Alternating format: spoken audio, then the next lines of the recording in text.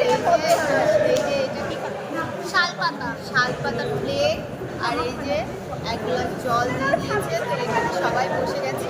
তো এখন ভাত খাবো।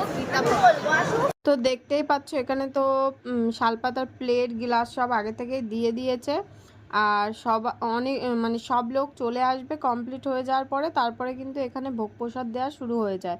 আর আমরা গীতা ভবনে খাচ্ছি 60 টাকার কুপন কেটে।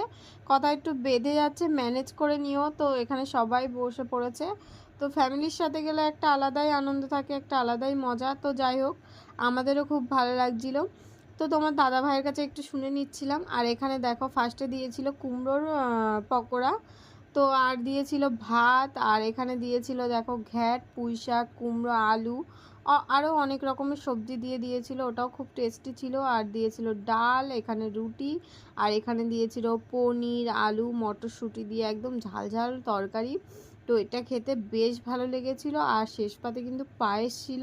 পায়েসটা কাজু কিশমিশ কেশর দেওয়া ছিল।